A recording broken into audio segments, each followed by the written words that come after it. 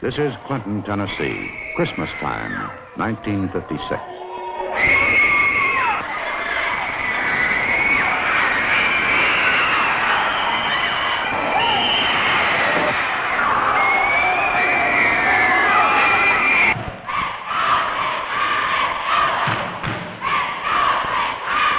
Clinton, population 4,000.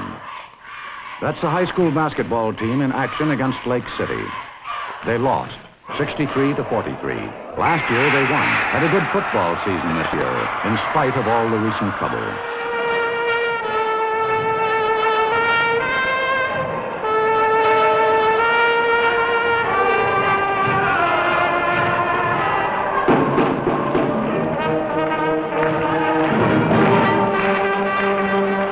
The Clinton Pep Band plays Rock Around the Clock.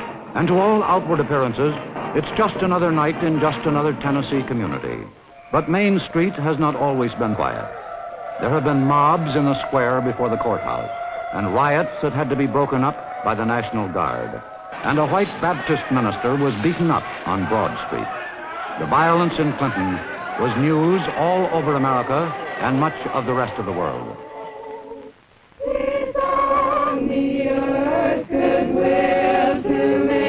But this is not a report on the National Guard in Clinton, or the tanks in the street, or the tear gas, or the burning crosses, but rather an examination after the fact, filmed in Clinton between December 4, when the Reverend Turner was attacked, and now.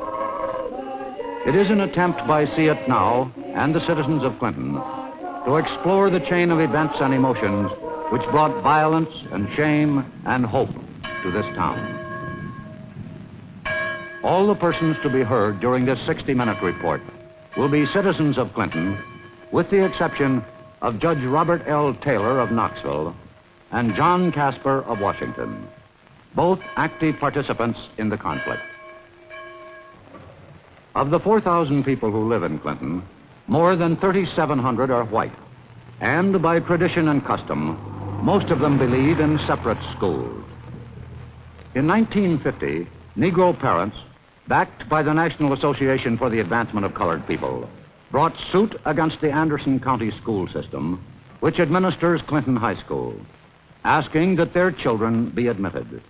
The Courier News, the Clinton Weekly, spoke for the community in support of segregation. Editor Horace Wells.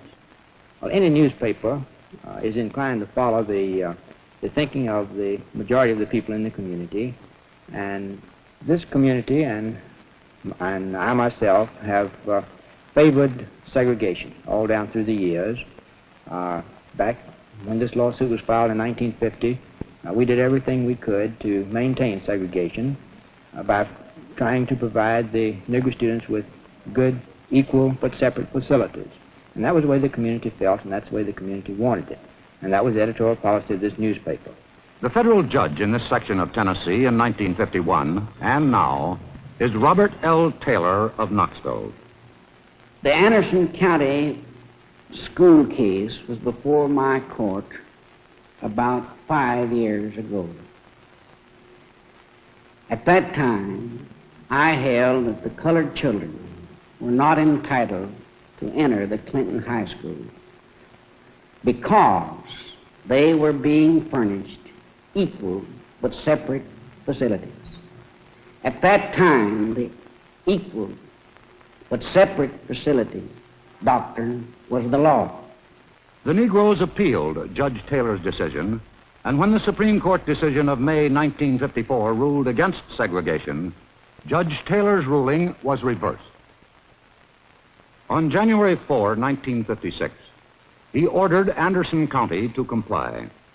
It is the opinion of this court that desegregation as to high school students in that county should be effective by a definite date, and that a reasonable date should be fixed as one not later than the beginning of the fall term of the present year of 1956.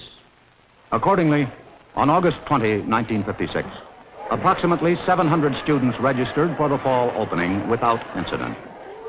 12 of them were Negroes. Judge Taylor told them all to obey the law, and there seemed to be no questions. Then, another voice was heard in Clinton. John Casper, an outsider, a white supremacist, told them that the law need not be obeyed. Our failure to date has been failing to attack at every level and continuously. But we in the White Citizens Council say now, yesterday, today, and forever, as long as there is one living white man in the United States, the Supreme Court is not the law of the land. That decision is not the law of the land now, or it never will be. Never.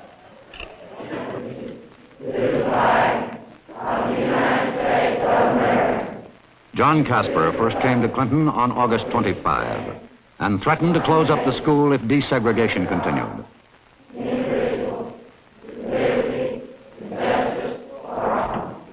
Casper had certain qualities of leadership, and there were those in Clinton willing to be led.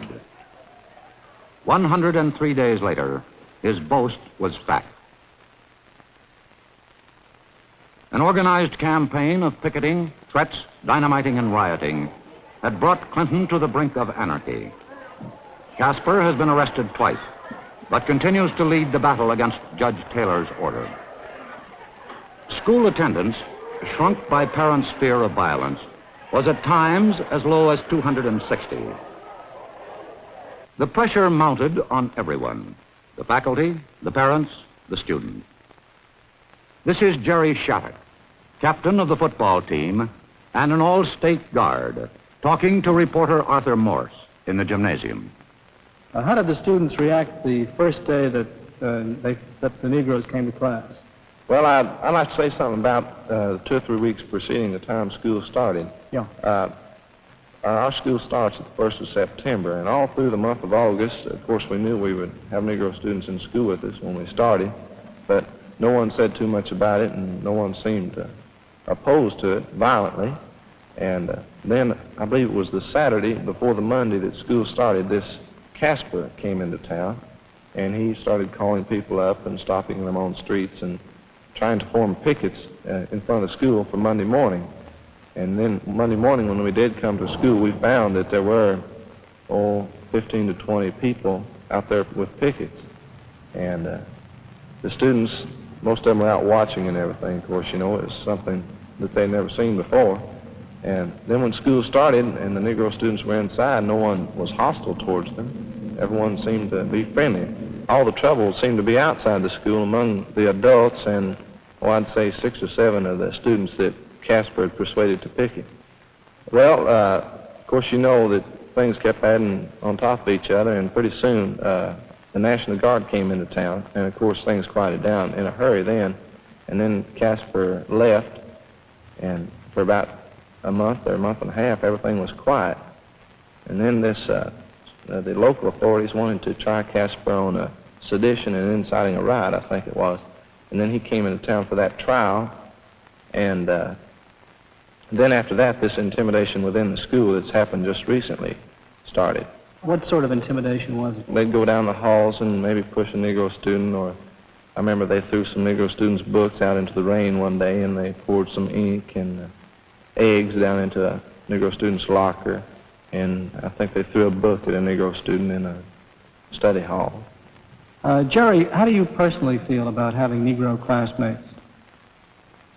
Well, I didn't ask for integration, and I wasn't enthusiastic about getting it, but the Supreme Court said that our high school should be integrated, and so I thought that I should do all I could to bring this court order about peacefully. I think our football coach put it very well. He said, all through your life, you're going to come up against things that you don't like, but he says you're going to have to accept them anyway and just make the best out of them that you can.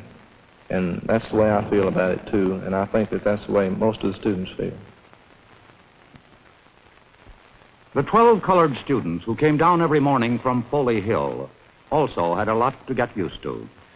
And then Monday morning, when we started school, there were only a few people around, and I thought maybe, well, they just here to be curious and they wanted to see us come in, and that they would leave later. But then on the next day when more people came and a young boy started walking with signs, I began to wonder and think, well, maybe they're not going to accept us like I thought they were. And on Wednesday morning, I almost cried to go back home because there were so many people. And they looked so mean. They looked like they just wanted to grab us and throw us out. They didn't want us at all. I could just see the hate in their hearts. And when we got inside the school, most of the children were very nice to us. And then there were some, you could tell that they didn't want us there. They really showed it in a big way. They put signs on lockers and told us to get out, and they threw paper at us, and they shoved us in the halls, and they threw chalk at us, and said all sorts of nasty things. And it just made me feel bad, and I couldn't concentrate at all on my lessons. But more than on any other individual, the brunt of the pressure was exerted on Principal D.J. Britton, Jr., who had fought the original battle for segregation and was now fighting to obey the law of the land. Mr. Britton, as principal of Clinton High School, have you yourself suffered any personal harassment since the situation began? Yes, sir. I can frankly say that I've suffered nothing but personal harassment, and other people too. My wife and teachers and students in the school, or anybody that took a stand to obey the law. Not necessarily that they agreed with it, but any person. For myself, the first day and night, my telephone rang incessantly. I guess my life was threatened 10 or 12 times by anonymous telephone callers who would all hang it up. I have since had my phone number changed 4 times to keep from getting these annoying calls. I received letters, many through the mail. I received 2 today, one of which was an unsigned letter, of course, which said that they felt that I was a low-down person and used other vile names, and felt that someone should throw acid in my face or in the face of someone in my family, and that I wasn't fit to live. Now, I have had a number of those kind of letters. Now, those letters are always anonymous. They never put a name on them. And our teachers have been called names of all kinds, and they have made it a point within the last few weeks to do anything they could to make it difficult for the teachers. How would you characterize the attitude of most of your pupils in this situation?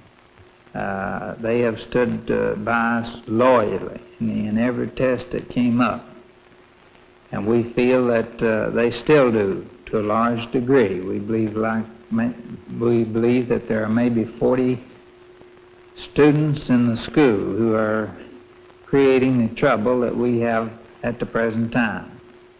And subject to this, or before this, an organization, a youth organization, has been organized, which was connected with the White Citizens Council and has their full backing, and I understand has the same goals.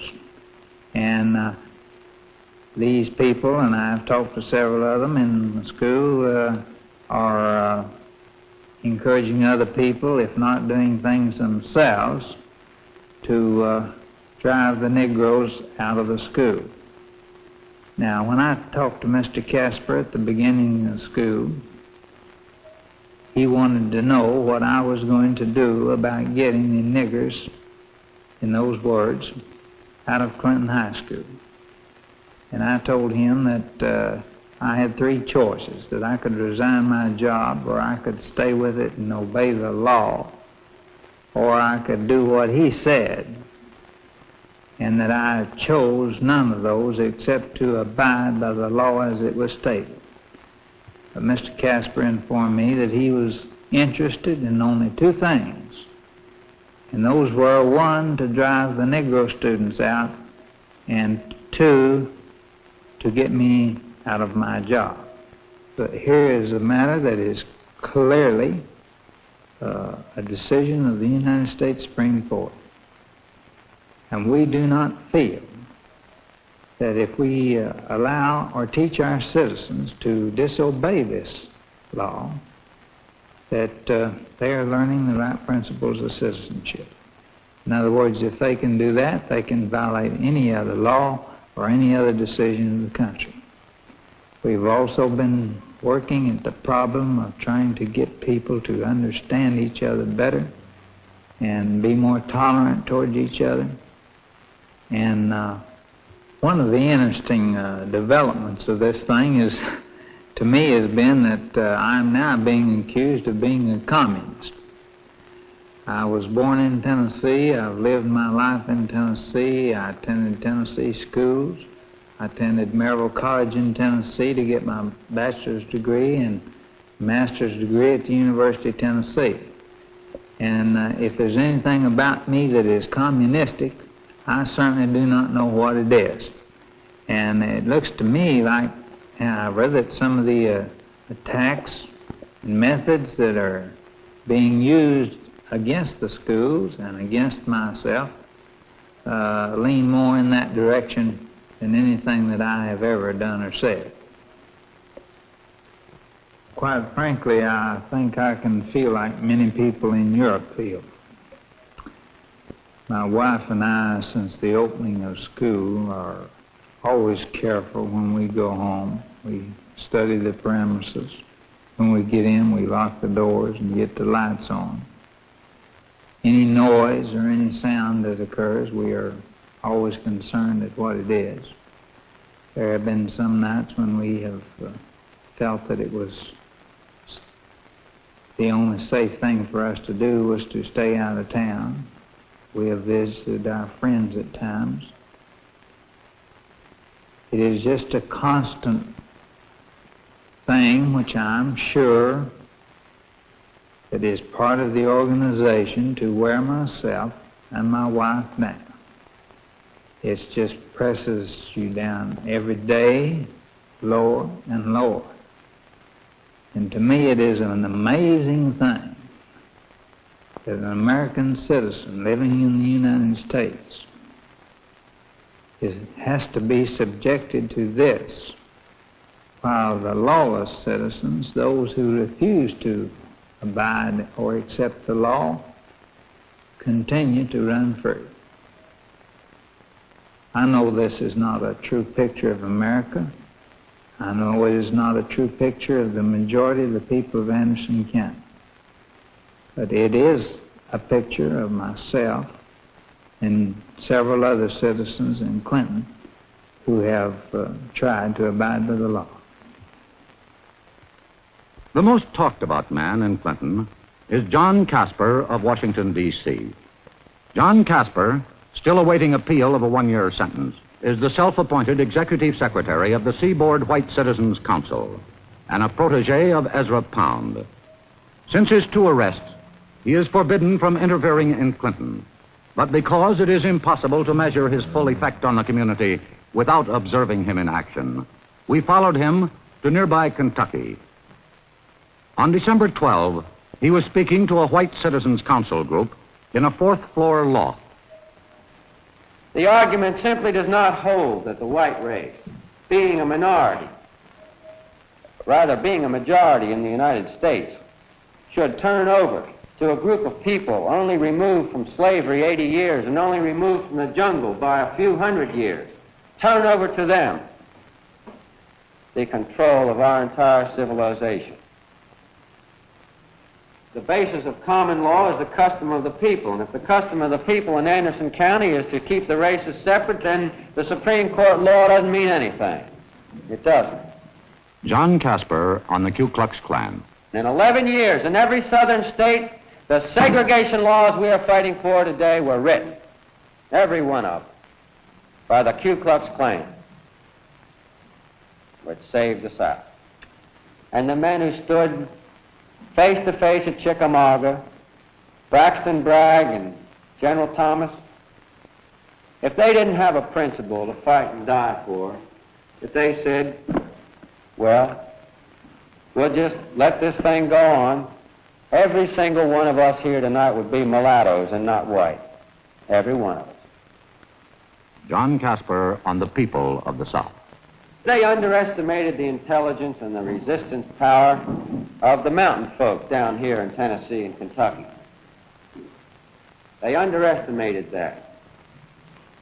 They thought, well, maybe they were dealing with a group of hillbillies, rednecks, crackers, but those are the real people of the United States. Make no mistake about it.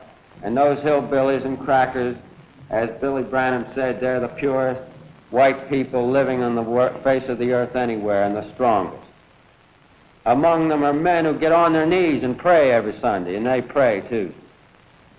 They pray hard. They believe in that Bible, and they believe in Jesus Christ. Mr. Casper tells of his Clinton adventure. When I was in Charlottesville, I saw a little piece in the Charlottesville paper which said that integration was a-coming in Tennessee. For the first time, the first school, Clinton High School. It happened to be just a day away. Now, I wanted to find out how the folks felt about it. I didn't think they were for it, but I didn't tell them anything about that. I just went door to door. I showed them a picture of a nigger soldiers kissing some white girls. You've probably all seen that picture. Army in the Fort McClellan, Alabama. Some say it's Germany. It doesn't make any difference. There's still niggers in American Army uniforms kissing white girls. It doesn't make any difference whether it's Germany or Alabama. It's being done. It's wrong. Now, I showed them the picture, and I asked them if they knew about the niggers going into school the next day, and they said they knew about it, or they heard something about it, or they didn't hear about it. Some of them hadn't even heard about it. I asked them how they felt about that, and they said, I'm against it. What can we do about it? Nothing we can do about it. So I told them something about picketing and how labor unions operate. I told them to be down at the school the following day, or Monday morning, and I would be there with them, and we'd picket, and we'd discuss this thing with the local officials. We'd find out what, if anything, could be done about it. John Casper on politicians. What we are trying to do is regain local control of local affairs. And it is local government, local corruption that we must deal with first. You can hardly expect to have a choice between the hollow pumpkin and the hollow pumpkin on a pole who's in the White House now and the man who ran against him in the recent election, national election. Two men, both of them dedicated to stupidity and treachery, both of them. Doesn't mean a thing, either one of them. You compare them to the patron saint of the Republican or Democratic parties, Jefferson or Lincoln or any of those people, why, these men are nothing. Our president today. They're just sworn enemies of the American Republic, sworn enemies of the Constitution. Do everything they can in their power to destroy it, and have consistently for 35 years. Each and every one of them. John Casper on the Supreme Court. The idea is clear, I think, in everybody's mind, that the right aim of law is to prevent coercion, either by force or by fraud. And the Supreme Court decision is precisely fraudulent, precisely coercive. But the Supreme Court is in there for life, and the whole federal judiciary is in there for life, and there's nothing you can do about it. And impeachment is silly. I mean, it's so hard to accomplish that it's probably easier to assassinate a man. Supreme Court, we know they're communists. We know that to combine 9 men in the Supreme Court don't make one good civil claims judge. But yet, on the other hand, combined, they make one of the most deadly communist, hydra-headed monsters we've ever known. But I'm absolutely confident we're going to destroy that, too. I say integration can be reversed, it can be stopped anywhere, provided an attack is made at every single level. that meetings of the county court are attended, that the constant self-same demands are made, that people keep hitting the judge who made the original ruling, that pressure, tremendous pressure, is brought to bear on that school principal, on the school board, on the local newspaper, or whoever it is that happens to be responsible. There's no sense any longer appealing to Senator so-and-so, or President, or the Supreme Court judge. It has got to be a pressure down here which is more or less like a lit stick of dynamite, and you throw it in their lap and let them catch it, and then they can do what they want with it. But let them worry about it. 9 o'clock on the morning of December 4, 1956, was conceivably the darkest hour of the worst day in Clinton's history. The Reverend Paul Turner, a Baptist, was beaten up after escorting 6 Negro youths to school. There were witnesses. It was a horrible thing, and I thought they were actually killing him. Blood was streaming down his face, and even it just looked that blood was running out of his eyes. I asked someone in the group, just anyone, to help him, and when there was no response, I went to him and tried to assist him by pulling some of the men's arms from around his face. And all the time, the men in this group who were standing around were screaming, "Kill him." And that's exactly what I thought they were going to do. I certainly don't consider that it was an act of bravery. It was just a matter of the right or wrong thing to do. And I did what I thought was right. And I'm certainly not ashamed of the fact that I did. It's just that I'm ashamed really for the people of Clinton that it did happen in such a nice town where such nice people live. Reverend Turner is 33 years old, has spent all of his life in Tennessee. For about 5 days, these Negro students, having, of course, the legal right to attend Clinton High School, had stayed home because of harassment and hindrance and heckling and threats upon their lives and incidents that actually would make anybody scared. I chose to take such a stand on this moral principle, that as long as the law is the law, as it is in our land, and as long as they did personally choose to come to Clinton High School, their legal right, that they had a moral right to attend unheckled and unhindered and unharassed. It was this that prompted me to accompany them. Though there were quite a few hecklers, we made our way to the high school building without any overt incident. When I emerged from the school building about 5 or 10 minutes later, the hecklers were still there, and they heckled me personally. About 300 yards away from the high school, we were far away from where the policemen were doing their duty, of course, in front of the high school. One of the Citizens Council members had stationed himself with about 3 other men on a corner. As I made my way to that corner, they jumped me. I retreated across the street, Broad Street of Clinton, trying to keep him at arm's length, while the other fellows were trying to surround me and to hold my arms and to get me stationary for the beating. I retreated all the way across the street, trying to avoid any incident. Finally found myself pretty well backed up against the Bishop building on the other side of the street. I knew then that I had to do something. And it was at that time also that one man successfully held my arms down and allowed the number 1 man of their gang to land a pretty good blow upon my nose. It was at that time also that I realized I had to defend myself in some way, and so I took off after the man who had slugged me, pinned him against a car, and immediately about 8 to 10 people were on our backs. After a while, when the police arrived, everybody scattered pretty much. We came up from our position bending over. I took a hold of the 2 fellows that led the attack, one in one hand, one in the other, and shoved each of them into the arms of a policeman, and from there they took them on over to the police station. I retreated into a doctor's office. But everyone did not applaud Reverend Turner's act, which coincidentally occurred on the same day that Clinton was electing a new mayor. James Meredith, a grocer, running for mayor with the backing of the White Citizens Council, was badly defeated. Claims that the Reverend's action may have swung the election to his opponent. My name's James P. Meredith. I'm operator of the City Food Market in Clinton, Tennessee.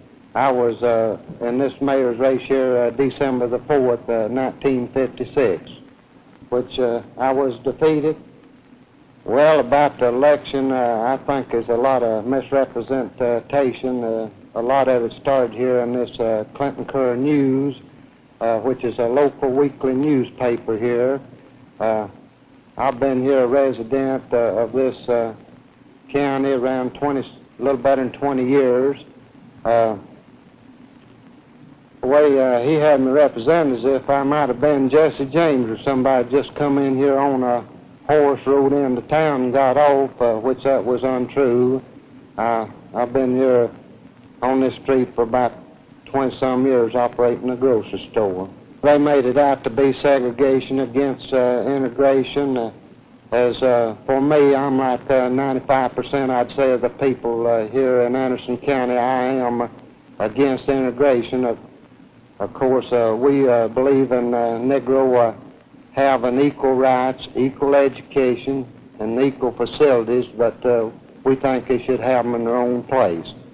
As for being endorsed by the White Citizen Council, as everybody knows, I came out in this race on my own. As my friends came in the store here and encouraged me to run this mayor's race.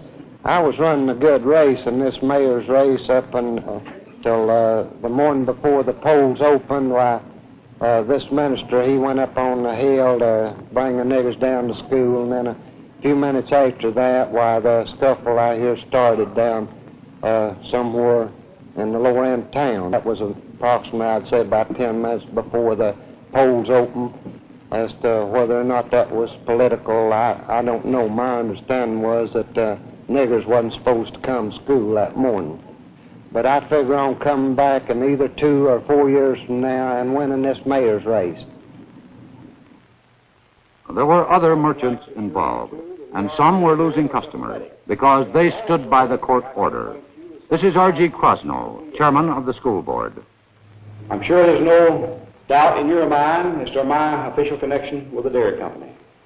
As president of Norris Premium Incorporated, we too have had threats, boycott of our product in a number of instances. We have lost accounts which we have served 10, 12, 15 years as a result of my being a member of this particular school board. But I would like to assure you as a faculty and my fellow members on the board that if it becomes necessary for me to make a decision as to whether I sell a quart of milk or resign from the school board, I would like to assure you here and now that I will not sell a quart of milk, but will remain a member of this school board. Also on December 4th, the principal's wife was knocked down, and several white and colored children were beaten. The school board asked for federal protection, and at 11:45 closed the high school until order could be restored. Mrs. Eleanor Davis, a mother and a teacher, explains to a PTA group what it was like. We were stunned. There were some who were jubilant.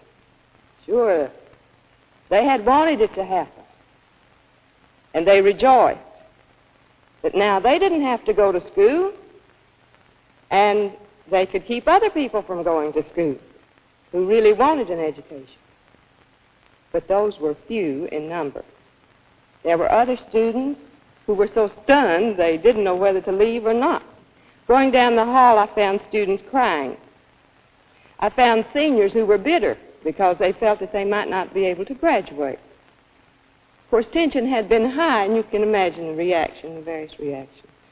After the students left, the faculty didn't want to leave. Somehow we just couldn't leave. We met together in the faculty room, and we felt defeated. We felt as if we'd waved a flag of surrender, and we didn't want to wave a flag of surrender. we didn't want to admit that we couldn't control the situation. It was not until the acquittal of Casper in our local criminal court and the organization of the youth council that we began to have a breakdown within the school. The members of the youth council were not all students, but among those who were students, we had some habitual troublemakers, disciplinary problems, students who found it difficult to pass, and some of the students who belonged to the youth council were so ashamed of the fact that they had to belong that they refused to wear their badges. They had only joined at the insistence of their parents. They refused to participate in any of the troublemakers. I know because I talked with them. There are a few students who have been so sensitive to this situation, to the things that they've heard on or seen on the outside, that they have drawn within themselves, and they're not the same as they used to be. They're afraid to express themselves, and they've lost that happy, carefree attitude of youth. Of course, we hope that time will heal that, and they will be once more their happy selves. Now, I don't think anybody can say enough concerning the courage of the Negro students themselves, who were willing to face persecution in their hometown to get an education. The majority of students, and I do mean the majority, have undergone this crisis with great courage and faced it intelligently, trying to be courteous and helpful at all times. And I think these students have grown up a little bit as a result of it.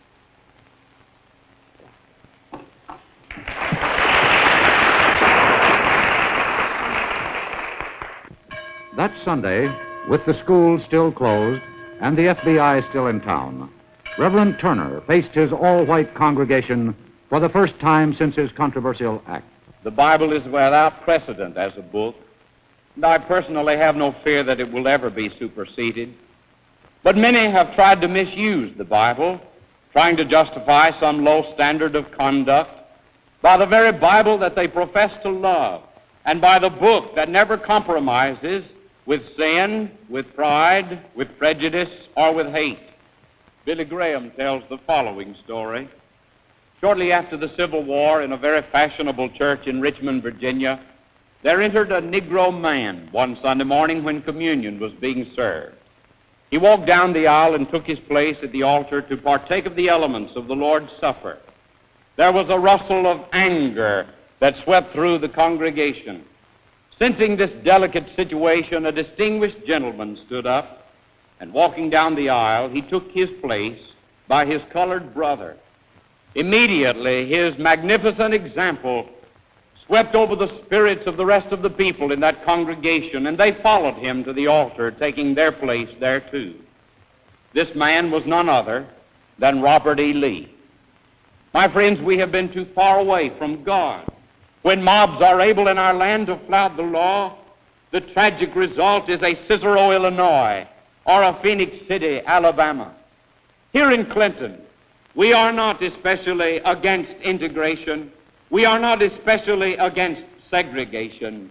But we are positively and definitely against the disintegration of our community and our body politic that we cherish above all things, realizing that where anarchy prevails, none of us has anything of any value, and none of us has any freedoms anymore. And now we realize more clearly than ever before that it is Christ or chaos. May we pray?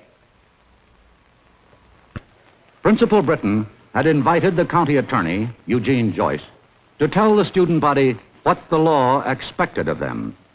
I am here this morning in my official capacity as county attorney to tell you what in the future the Board of Education and this faculty will expect of you as students.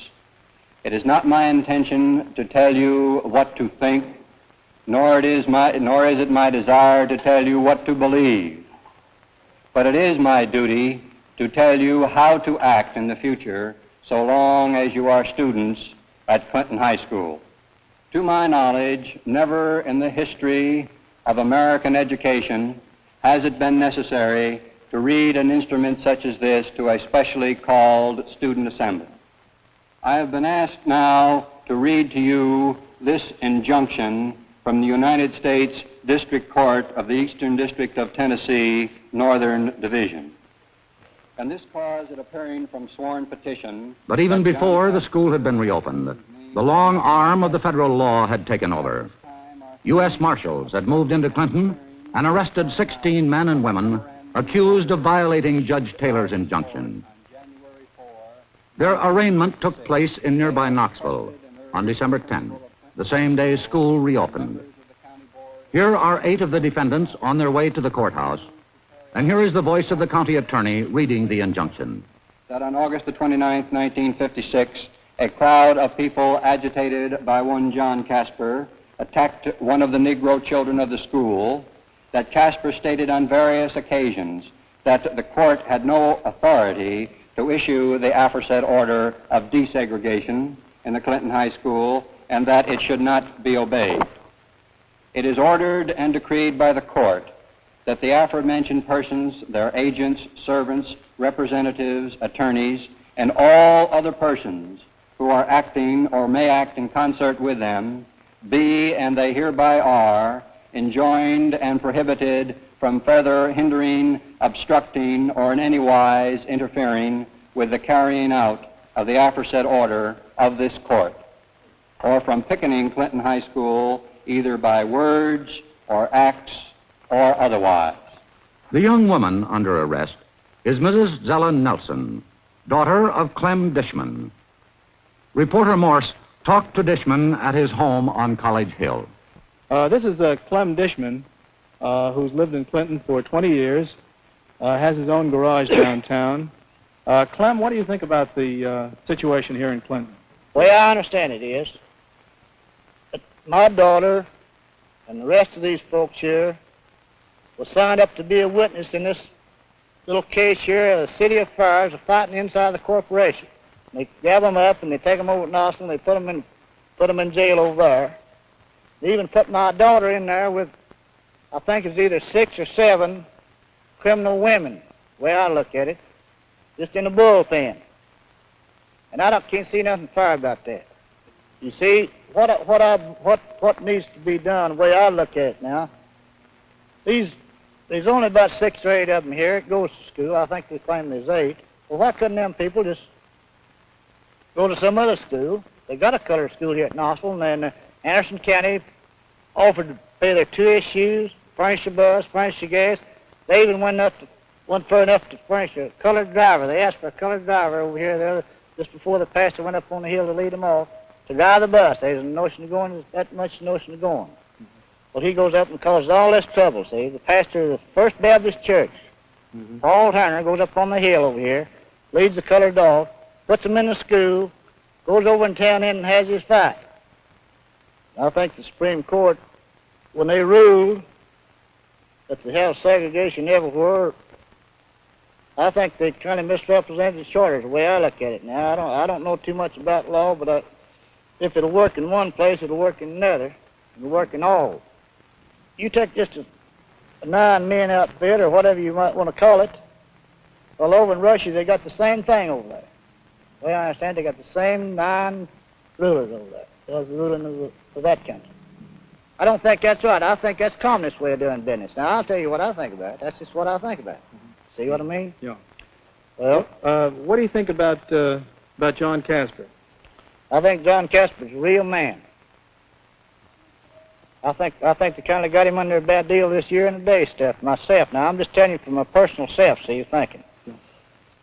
That's what I think about Casper. I don't think there's a finer man nowhere. He just woke us up around here, and then the people around here, this government we're living under, the way I look at it, but he just woke us up to the fact that we're just living under anything that anybody might want to do around here. This newspaper over here, Wells, I heard him swear on that stand over there himself that he put in that paper what he thought the county needed to know. The man that runs the paper right here in this town. Thanks very much, Mr. Dishman. Appreciate it. Good talking to us. You're more than welcome. Glad I met you. Good. Dishman's daughter is no longer in Clinton High School because her father doesn't want her in a desegregated school. Joanne Allen's father has withdrawn her for a different reason. They're getting out. My name is Herbert Allen, and I've lived in Clinton for 24 years. And I found it to be a nice little town to live in, very peaceful, very quiet. We've never had any trouble in this little town. Thing like this happens. Sometimes we say overnight, but this thing is to be. And quite naturally, some doesn't think it should be. But God said He created all men equal and all men alike. And so therefore, none of us stands above the other person in God's sight. And we, as a Negro race, we are only in Clinton, Tennessee, abiding by the Supreme Court ruling that we'd send our children to the high school in Anderson County. We haven't broke any law. We hadn't went against the court ruling. But we leaving now for Los Angeles, California, not so much so as because of this situation, but that I might better myself, and that Joanne might have a little bit more freedom in her school activities and in her career. During all the excitement, all the things that the people were doing, I was able to accomplish something. I made 2 A's and a B, and the only bad grade was a C, which isn't very bad, but I wish it had been an A or B1.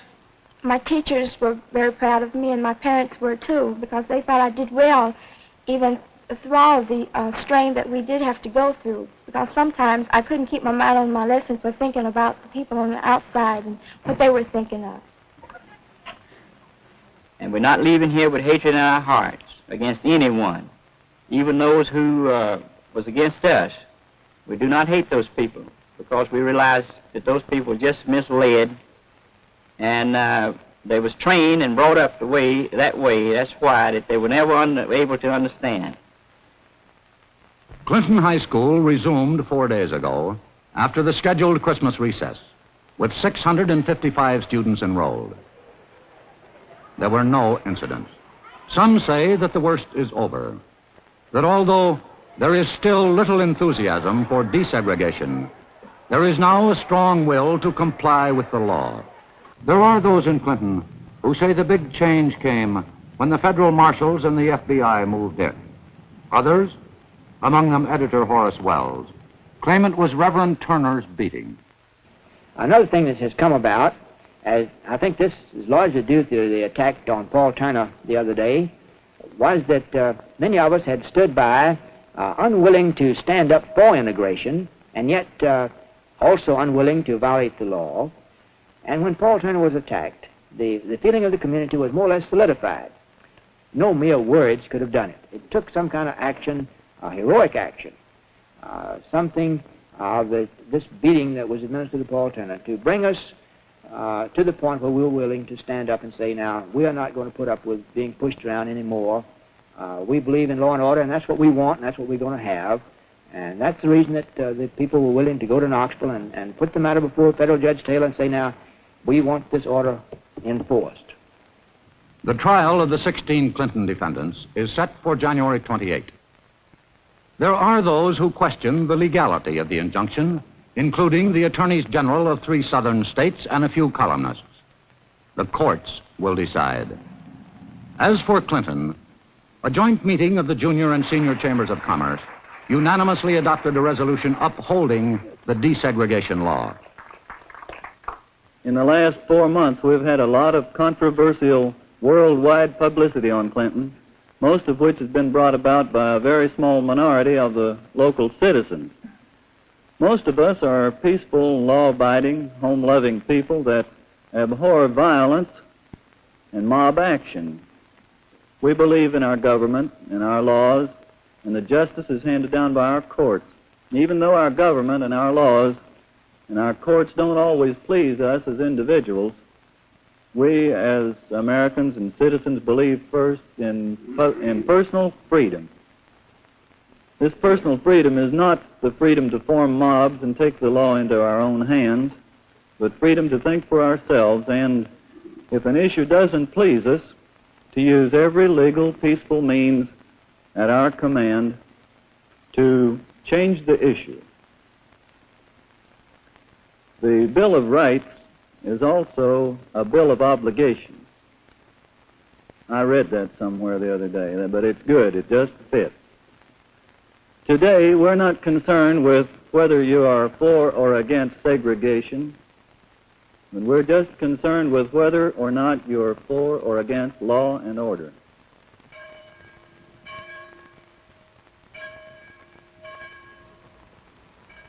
That was Clinton and the Law, an examination after the fact of what happened in Clinton, Tennessee. This was in no sense an effort to examine the whole complex problem of segregation as such. In other communities, both the problems and the solutions may not be identical to those that were reached in Clinton, Tennessee. Now, foresee it now. Good night and good luck.